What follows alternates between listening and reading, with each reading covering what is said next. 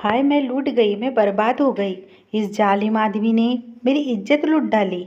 मैं कहीं मुंह दिखाने के काबिल नहीं रही। अब मैं कहाँ जाऊंगी? मेरा कोई सहारा भी नहीं है। इसने तो मुझे बर्बाद कर दिया है। किराए के पैसे लेने आया था और मुझे ही लूट लिया। मैं रो रो कर ऐसा हंगामा मचाया था कि हर कोई मेरी हालत देखकर अपने आंसू रोक नहीं सका। मुझे बचपन से ही ड्रामा करने का बहुत शौक था और आज मैंने ऐसा ड्रामा किया था कि हर कोई मेरे झूठे ड्रामे में फंस गया था। पूरा मोहल्ला हमारे घर के बाहर इकट्ठा हो गया था। सबकी हमदर्दी मेरे साथ ही थी। हर कोई मेरे मकान मालिक को बद्दुआ दे रहा था और मकान मालिक हर किसी को अपनी बेगुनाही ही बता रहा था। लेकिन वहाँ मौजूद लोगों में से किसी को भी इसकी बात पर भरोसा नहीं था। मैं एक जवान लड़की थी और मेरी हालत बहुत ख़राब थी, इसलिए हर किसी की हमदर्दी भी मेरे ही साथ थी। मैं रोते रोते तिरछी निगाहों से अपने मकान मालिक को देख रही थी, जो अपने आप को इस भीड़ के गुस्से से बचाने की कोशिश कर रहा था।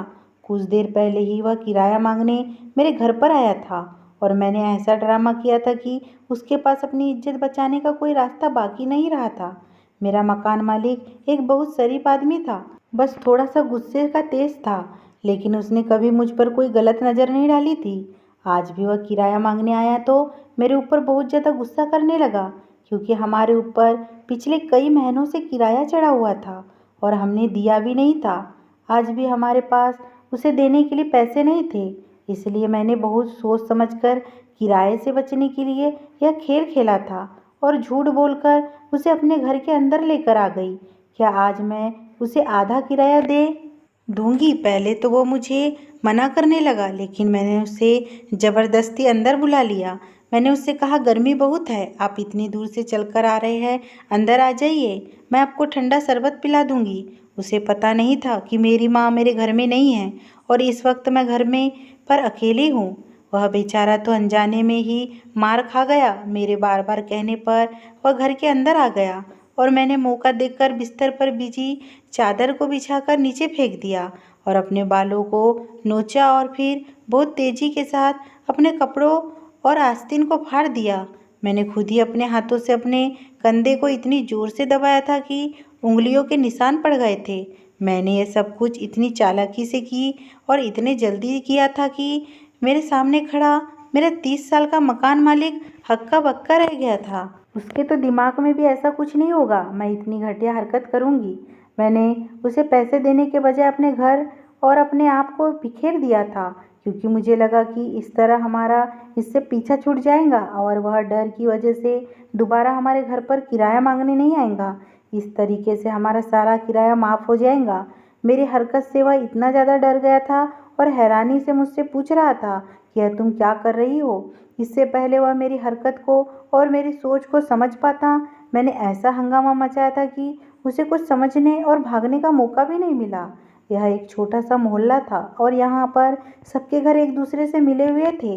मेरी हल्की सी चीख पर ही आज पड़ोस वाले सब लोग घर के बाहर इकट्ठा हो गए। वह मकान मालिक बहुत गुस्से से मुझे घूर रहा था। उसके चेहरे का रंग उड़ा हुआ था। उसने तो कभी सपने में भी नहीं सोचा होगा कि मैं कोई ऐसी वैसी हरकत करूँगी। और अब जब वह समझ चुका था कि मैं उसके साथ क्या किया है, तो वह मुझे धमकाने लगा कि अगर मैं शोर बंद नहीं किया तो वो मुझे इस घर से हमेशा के लिए धक्के मारकर निकाल देगा। लेकिन मैंने भी सोच लिया था कि मैं उसकी किसी बात से भी नहीं डरूंगी। मैंने उसकी धमकियों की परवाह किए बगैर ही घर का दरवाज़ा खोला और देखते चिल्लाते हुए बाहर निकल गई। मेरे बिखरे बाल, फटे हुए कपड़े और गर्दन और बाजू पर मौजूद उंगलियों के निशान देखकर सभी लोगों की आंखें फटी की फटी रह गई।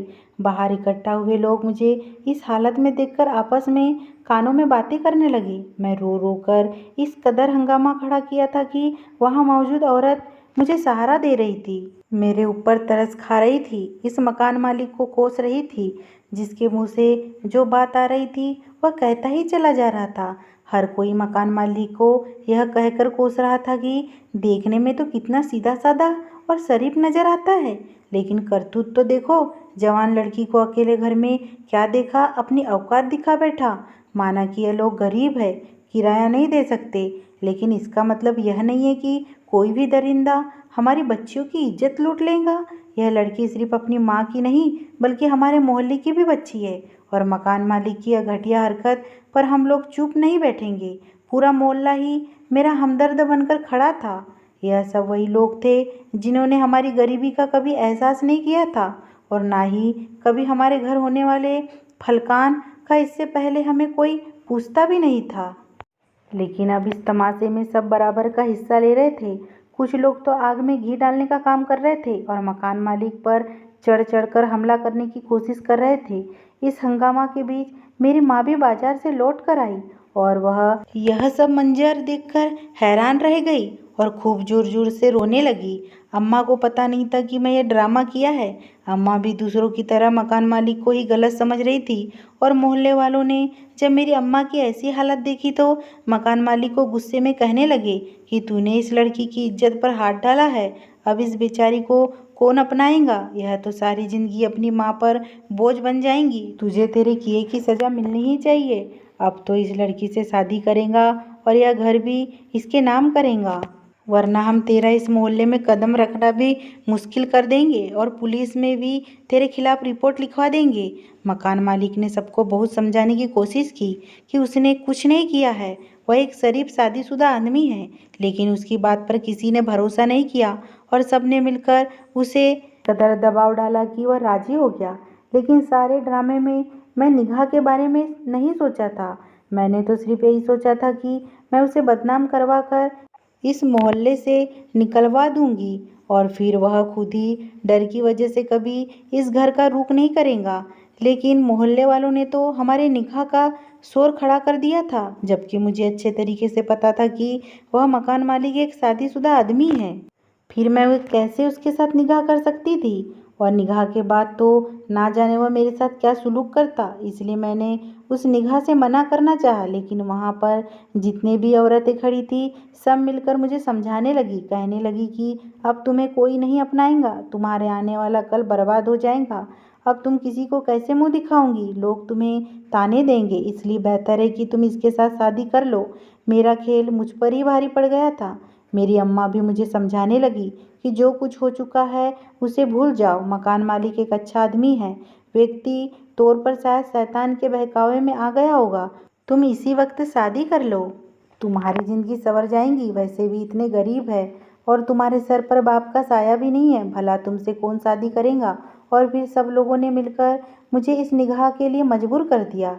इतने लोगों की मौजूदगी में ज़बरदस्ती हम दोनों का निकाह करना पड़ा और मकान मालिक को हक मेहर में यह घर भी मेरे नाम लिखना पड़ा। जिस घर के किराए के लिए वह इतना हंगामा खड़ा किया करता था अपने इस जीत के लिए, मैं दिल ही दिल में बहुत खुश हो रही थी। मैं सोच रही थी कि मेरा प्लान कामयाब हो गया और अब तो यह घर भी मेरे नाम हो गया है। अब हमें इस घर का किराया देना नहीं पड़ेगा। लेकिन दूसरी तरफ इस कहानी ने मुझे परेशान कर रखा था। मैं पता नहीं कैसे इस मकान मालिक से अपनी जान छुड़वाऊंगी। मुझे कुछ समझ नहीं आ रहा था। निगाह के बाद लोगों की भीड़ धीरे धीरे कम होने लगी और कुछ ही देर में वहाँ पर सिर्फ मैं और मेरी माँ और मकान मालिक ही रह गए।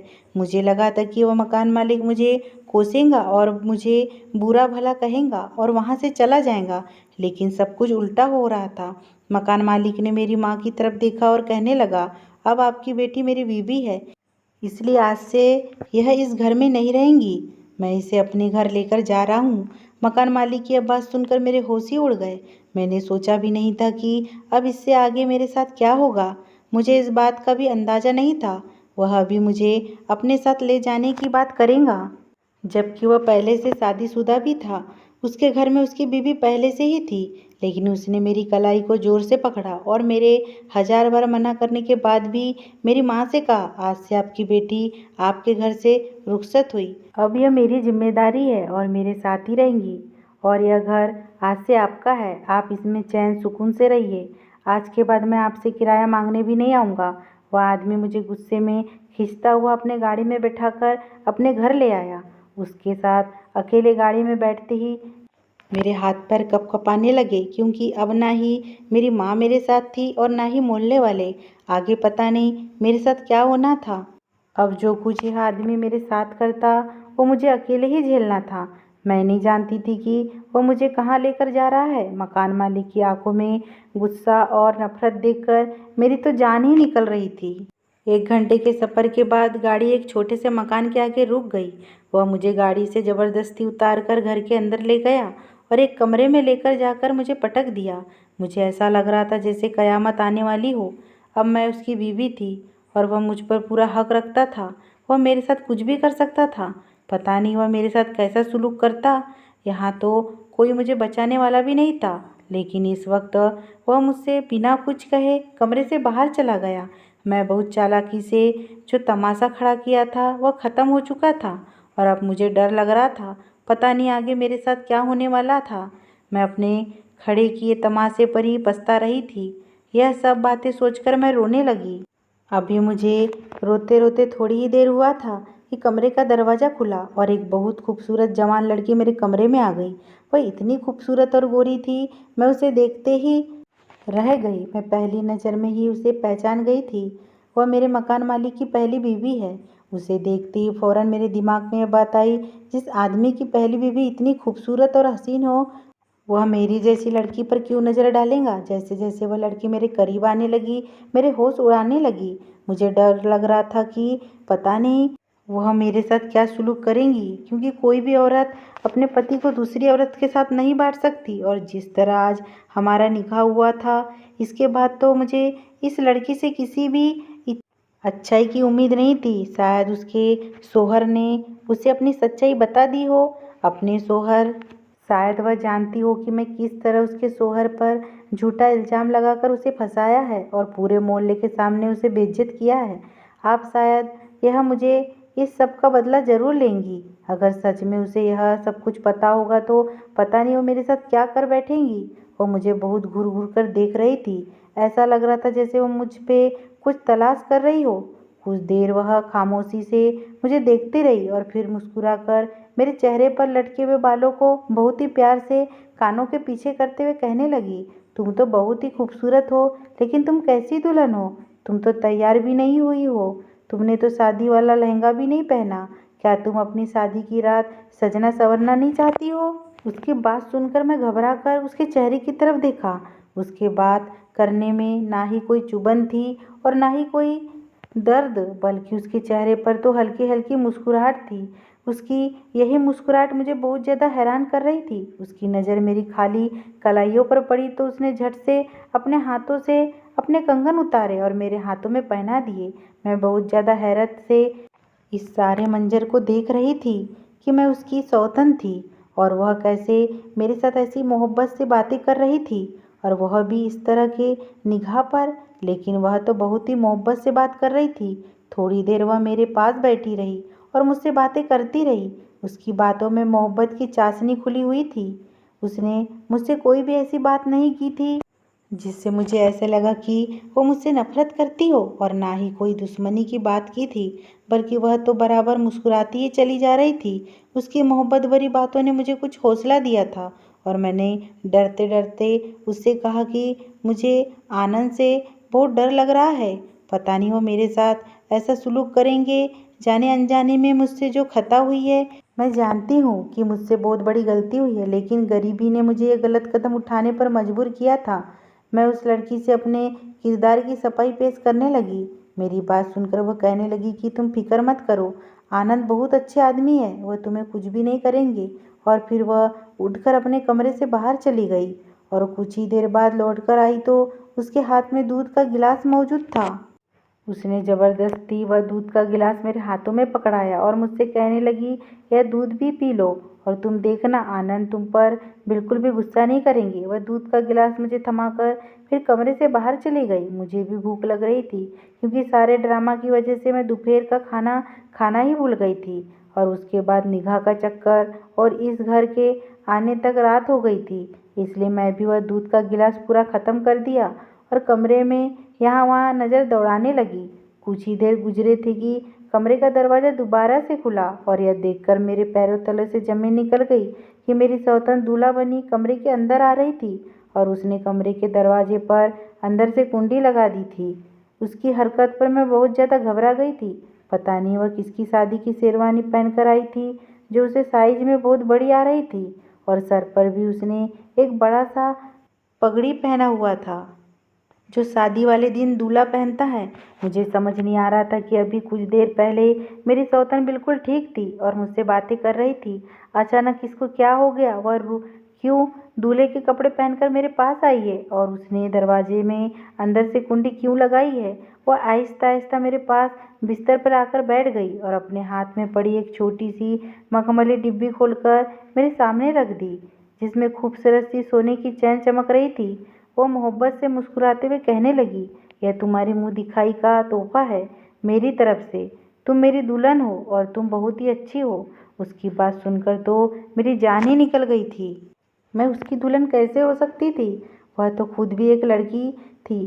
पता नहीं क्यों वह ऐसी बहकी बहकी बातें कर रही थी। डरकर अपने बिस्तर से उठकर खड़ी हुई। मैंने उसे गुस्से से कहा कि लगता है तुम्हारा दिमाग खराब हो गया है।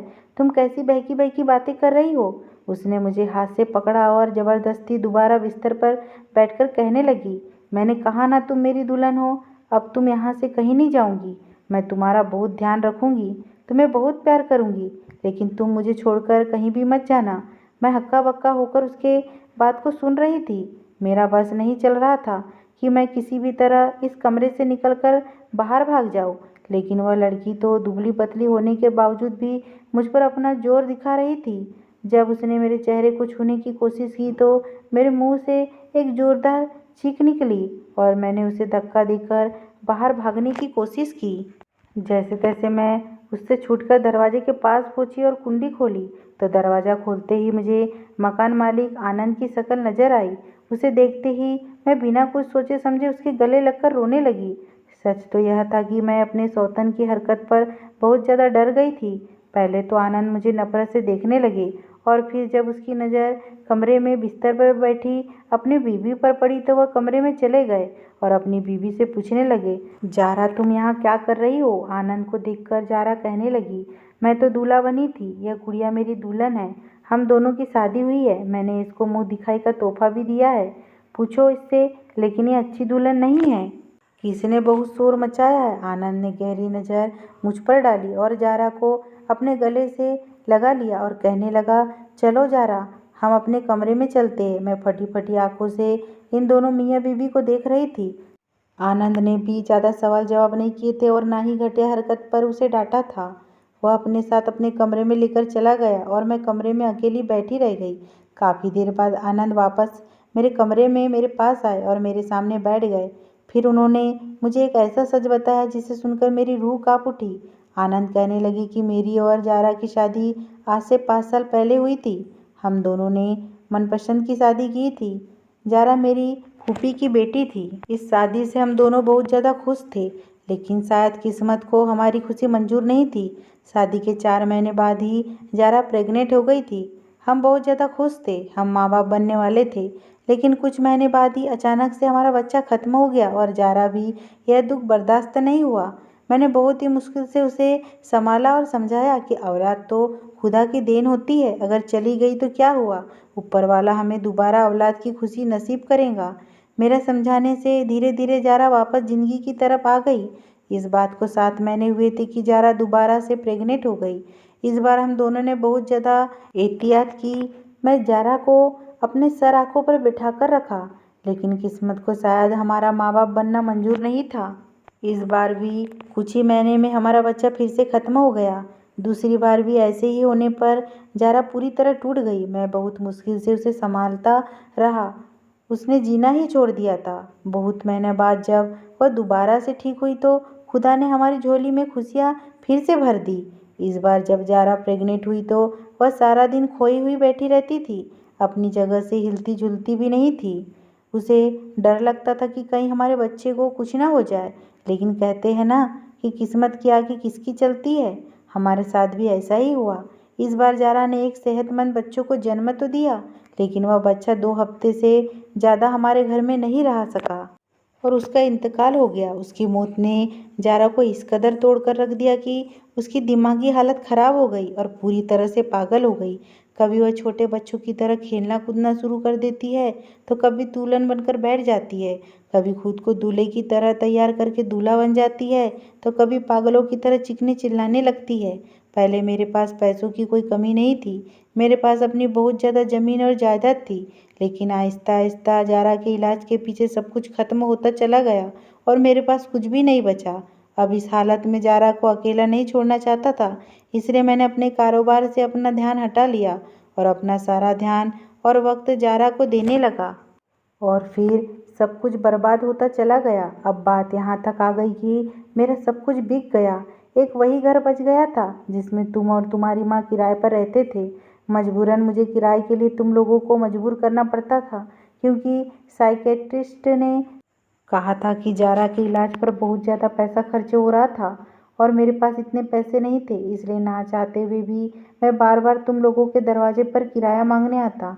मेरी हालत ने मुझे इतना ज़्यादा चिड़चिड़ा बना दिया था कि मैं कुछ बिना सोचे समझे तुम लोगों पर देखा चिल्लाता और गुस्सा करता रहता।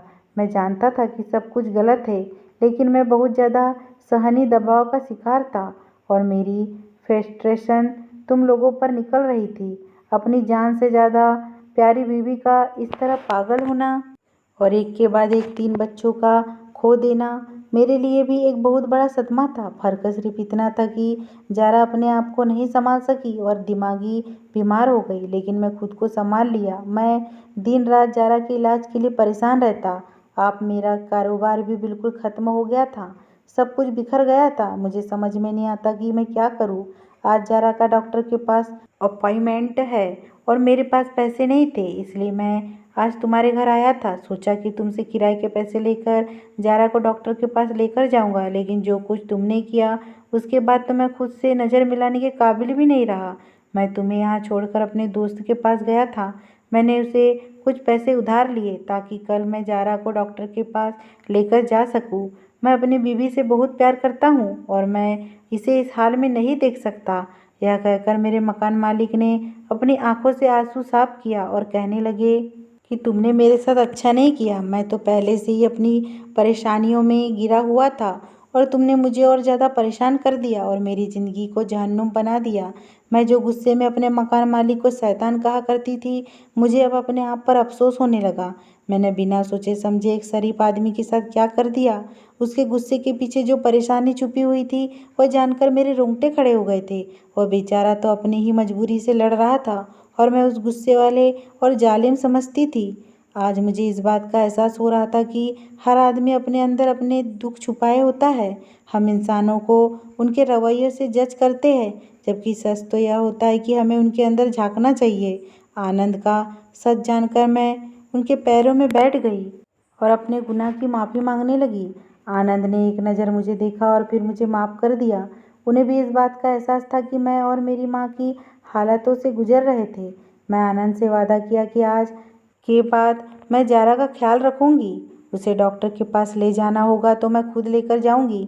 आज के बाद जारा के सारे काम मेरी जिम्मेदारी है। आप अपने काम पर और अपने कारोबार पर ध्यान दे सकते हैं। शायद इस तरह हमारी ज़िंदगी अच्छी हो जाएगी और मेरी गलती को माफ़ कर दे। मेरी बात सुनकर आनंद की आंखों में चमक आ गई। उन्हें भी ज़िंदगी को आसान करने का एक रास्ता दिखाई देने लगा। अगले ही दिन मैं जारा की सारी जिम्मेदारी उठाना शुरू कर दी। कभी वह मेरे साथ दुल्हन बन जाती तो कभी दूल्हा, कभी मेरा हाथ पकड़कर बच्चों की तरह गोल गोल घूमने लगती तो कभी बिना वजह बैठे बैठे ही नाचने लगती। मैं भी पाबंदी से उसे वक्त पर दवाई देती रही और वक्त के साथ साथ वह भी पहले से बेहतर होती जा रही थी। और इस बात से आनंद भी बहुत खुश थे कि ज़िंदगी धीरे धीरे सीधे रास्ते पर आ रही थी। आनंद ने मेरे साथ कोई भी जुल्म ज्यादती नहीं की थी, बल्कि अपनी खुशी से मुझे मेरा हक दे दिया था। अब जारा की हालत भी बहुत बेहतर हो चुकी थी। जो आनंद ने अपने कारोबार पर ध्यान देना शुरू कर दिया था, इसलिए उनका कारोबार भी पहले से की तरह हरा भरा हो गया था। अब हमारी ज़िंदगी में खुशियाँ ही खुशियाँ थी। अब तीनों ही बहुत ज़्यादा खुश थे। मैंने थोड़े ऐसे में यह बात अच्छी तरह सीख ली थी कि इंसान को कभी भी उसके बाहर से नहीं बल्कि अंदर से परखना चाहिए। जब तक मैं आनंद से बेखबर थी, मेरी नज़रों में वह बहुत गुस्से वाले और बहुत बड़े आदमी थे। लेकिन जब मुझे उनकी सच्चाई और उनका दुख पता चला तो मैं तो कह उठी थी, वह तो अपने आप में दुखों का दरिया समेट कर बैठा था। आप लोग भी जारा के लिए दुआ कीजिए कि वह जल्दी से ठीक हो जाए और फिर से औलाद की नीयत से उसकी झोली भर जाए। एक औरत के लिए अपनी औलाद को 3 बार खो देना बहुत बड़ा सदमा होता है। और फिर ज़ारा तो इस सदमे को अपनी जान पर खेल रही थी। क्या पता किसकी दुआ से उसे एक नई ज़िंदगी और खुशियाँ मिल जाए। अगर ये स्टोरी पसंद आई हो दोस्तों तो प्लीज़ मेरे चैनल को सब्सक्राइब करना ना भूलें।